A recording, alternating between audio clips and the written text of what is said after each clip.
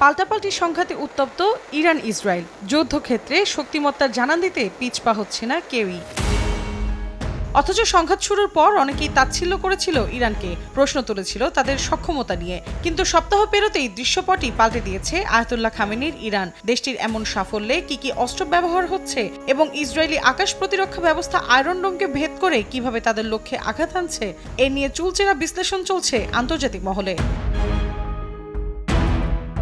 মার্কিন গোয়েন্দা সংস্থার মতে ইরান মধ্যপ্রাচ্যের সবচেয়ে বড় ও বৈচিত্র্যময় ব্যালিস্টিক ক্ষেপণাস্ত্রের ভান্ডার গড়ে তুলেছে। ইসরায়েলের সঙ্গে চলমান সংঘাত শুরুর আগে ইরানের কাছে ব্যালিস্টিক ক্ষেপণাস্ত্রের সংখ্যা ছিল প্রায় ৩,০০০। এর মধ্যে রয়েছে স্বল্প, মধ্য ও দূরপাল্লার ক্ষেপণাস্ত্র। এছাড়া হাইপারসনিক প্রযুক্তির ক্ষেপণাস্ত্র রয়েছে বলেও জানায় তারা।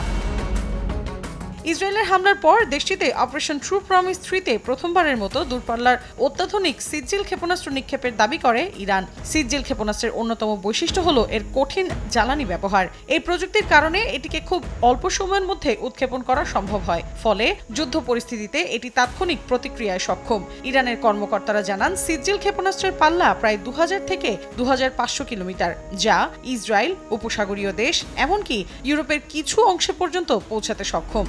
এসএমসি ওটসালাই এলো আরো উন্নত নতুন প্যাকে, জীবন বাঁচায়, জীবনকে এগিয়ে নিয়ে যায়। এছাড়া ইরানের অস্ত্রভান্ডারে রয়েছে হোভেইজে সহ বিভিন্ন ধরনের ক্রুজ ক্ষেপণাস্ত্র। ইসরায়েলের বিরুদ্ধে চলমান হামলায় এ ধরনের ক্ষেপণাস্ত্র ব্যবহার করেছে দেশটি।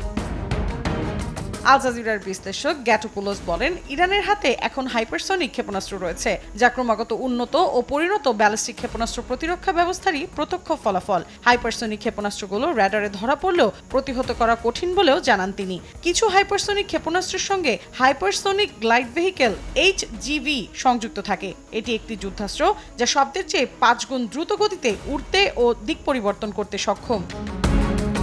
মৌসুমীর সাথী, সময় সংবাদ।